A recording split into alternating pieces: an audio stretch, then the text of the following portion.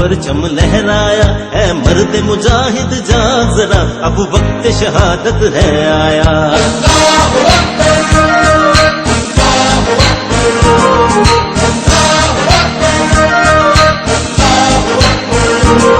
अल्लाह की रहमत का साया, तौहीद का परचम लहराया, है मर्द मुजाहिद जाग जरा, अब वक्त शहादत है आया।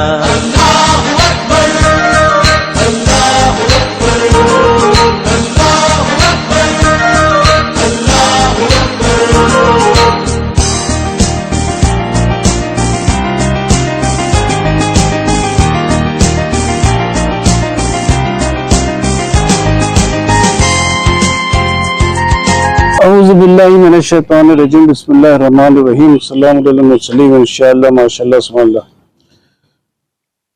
तो आप सबका शुक्रिया दोस्तों कि आप लोग माशाअल्लाह जमा हुए थोड़ा देर के लिए सुनने के लिए। ये हमेशा ही प्रोग्राम करते ताकि पहले थोड़ा सा ये हो जाए बयान वगैरह, तो फिर मैच शुरू हो जाता है। तो ये एक मजमून मेरा कादियानियत पे है, और कादियानियत पे ये मिर्जा गुलाम अहमद जो था उसका एक चैलेंज था दुनिया को।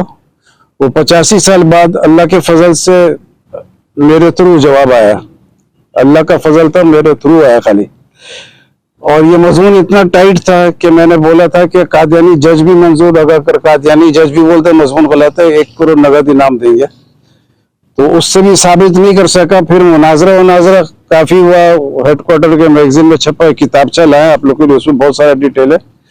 लेकिन फिर बाद में मुबायला कर लिया। मुबायला किसको बोलते हैं? मुनाजरा जब खत्म हो जाए तो अल्लाह के अदालत में मुबायला करते हैं। मुबायला मैंने अल्लाह लानत भेज दे जो झूठा है, तो पता चल जाएगा कौन झूठा है कौन सच्चा है। तो ये मुबायला हो गया था। मुबायला में शर्त था कि पाकिस्तान में मैं एडवर्टाइज करूंगा और लंदन के अखबार मैगजीन वगैरह में कादियानी लोग करेंगे।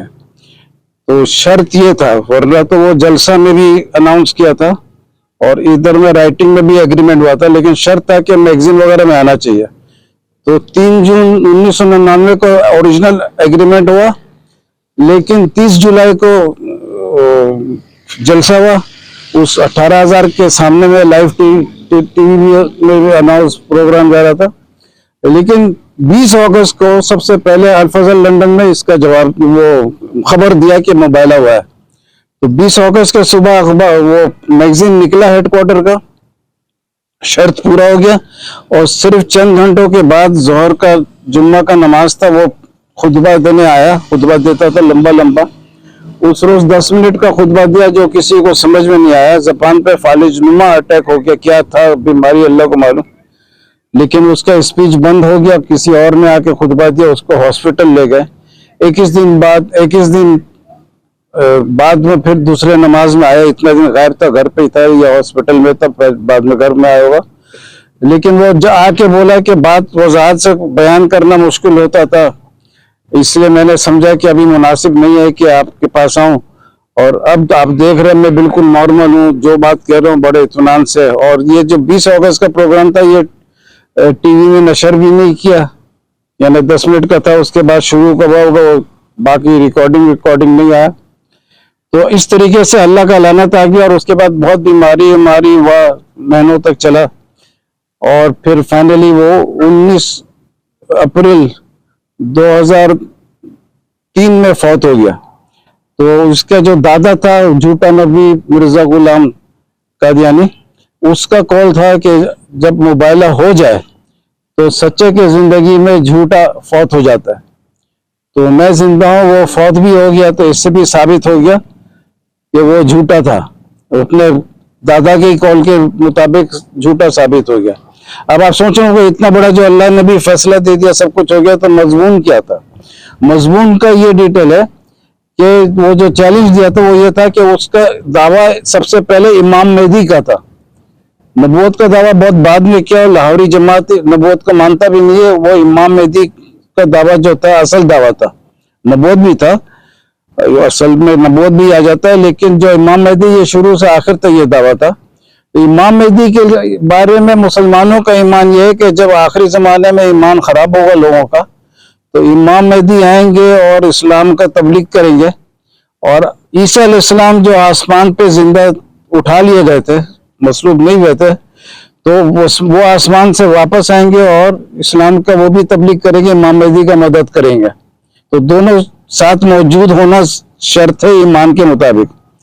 तो जब मिर्जा गुलाम ने दावा किया इमाम मेहदी का, तो बोला अगर आप इमाम मेहदी हो तो ईसा अलैहिस्सलाम कब आएंगे वापस, क्योंकि उनका आना जरूरी था। तो वो चूंकि झूठा था तो वो ये नहीं बोला कि कब आएंगे, बल्कि बोला कि तुम्हारा ईमान गलत है कि वो जिंदा आसमान पे गए। वो तो 120 साल की उम्र में श्रीनगर में फौत हो गए। खान यार स्ट्रीट में एक मजार बताया कि ये उनका मजार है। अब इतना पुराना मजार जिसको पता नहीं कौन है उसमें दफन है, वो बोल दिया कि यूज आजफ के नाम से, नाम ईसा था वो बिगड़ के यूज आजफ हो गया, नाम भी बिगड़ के यूज आजफ हो गया।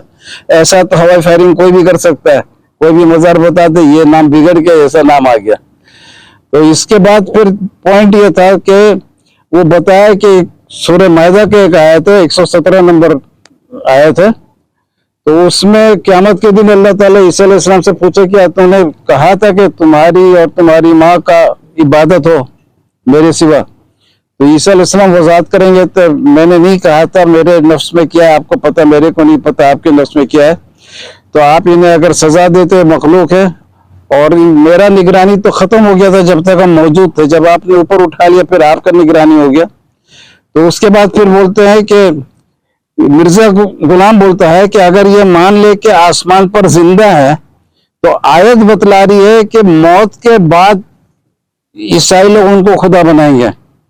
जब उनका मौत हो जाएगा ईसा अलैहिस्सलाम का, तो बाद में ईसाई मजहब जो है वो बिगड़ जाएगा और उसके बाद में उनको माबूद बनाएंगे, उनका इबादत करेंगे। तो बोलता अगर तुम्हारा ईमान सही है कि आसमान पे जिंदा है, तो फिर दुनिया में ईसाई मजहब में भी ईसा अलैहिस्सलाम का इबादत नहीं हो सकता, क्योंकि वो तो मौत के बाद होना है। फिर उसके बाद बोलता है कि श्रीनगर में 120 साल की उम्र में फौत हुए। तो ये जो कैलेंडर चल रहा है 2024, इसमें बहुत दफा आपने देखा होगा एडी लिखा रहता है। तो वो एडी के मैंने लोग गलत फहमी से आफ्टर डेथ समझते थे, ये आफ्टर डेथ नहीं है, ये एनो डोमिनो लैटिन लफ्ज है। और इसका ये कैलेंडर जो है ईसा अलैहिस्सलाम के मौत से स्टार्ट नहीं होता बल्कि पैदाइश से स्टार्ट होता है।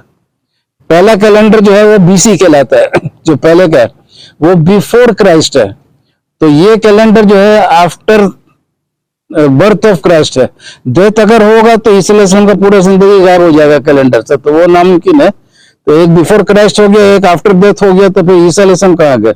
तो ये एनो डोमिनो है, इसके मैंने पैदाइश से शुरू हुआ। तो सन 1 में पैदा हुए थे और 120 साल की उम्र में मरे, तो सन 120 हो गया ऑटोमेटिक। अच्छा, वो बोल रहा है कुरान की रोशनी में उनके मौत के बाद उनको खुदा बनाया गया, तो सन 120 के बाद बनेगी अगर मौत के बाद है तो, मिर्जाई मौत के हिसाब से। हम लोग के हिसाब से तो मौत हुआ ही नहीं है। मिर्जा जो बोल रहे 120 में फौत हुए तो सन 120 हो गया, तो सन 120 के बाद उनको खुदा बनना चाहिए। लेकिन तीसरा किताब लिख रहा है चश्मे मसीही। चश्मे मसीही में बता रहे कि पौलुस ने उनको खुदा बना दिया। तो चश्मे मसीही का बहुत जगह लिखा है कि सन 65 में फौत हुआ। अच्छा, बाइबल में भी है सन 65 भी आता है, 67 भी आता है, तो 2 साल का फर्क है। लेकिन अगर ईसा अलैहिस्सलाम 120 साल में फौत हुआ और ये 65 में फौत हुआ, तो 55 साल का फर्क है। तो ये 55 साल फलस्तीन में खुदा बन गए थे और श्रीनगर में मिर्जा के हिसाब से जिंदा थे। तो इसका जो वो फलम्मा तो फैतनी सूरह मायदा के आयत से बता रहा था, वो दलील उसका गलत हो गया। और ये दलील इसलिए दिया था कि साबित करे कि इमाम मेहदी का दावा उसका सही है कि ईसा अलैहिस्सलाम वापस नहीं आएगा। तो अगर दलील गलत हो गया तो इमाम मेहदी का दावा भी गलत हो गया, और अगर इमाम मेहदी का दावा गलत हो गया तो नबूवत का दावा ऑटोमेटिक गलत हो जाता है, क्योंकि अगर सच्चा नबी होता तो इमाम मेहदी का गलत दावा भी नहीं करता। तो वो टोटल गलत साबित हो गया। और उन लोगों का कौल है कादियानियों का कि अगर आसमान में ईसा अलैहिस्सलाम जिंदा है तो दुनिया में कादियानियत का मौत है, और अगर श्रीनगर में दफन है तो दुनिया में कादियानी मजहब जिंदा है। तो साबित हो गया कि श्रीनगर का मौत जो है वो जाली है। और ये भी साबित हो गया कि जो पुराना ईमान है मुसलमानों का कि आसमान में जिंदा है, तो वो अभी तक सही साबित है, गलत साबित करने में नाकाम हो गया। तो इसके साथ कादियानियत मुर्दाबाद हो गया, इस्लाम जिंदाबाद हो गया, और आप लोग का शुक्रिया जिंदाबाद।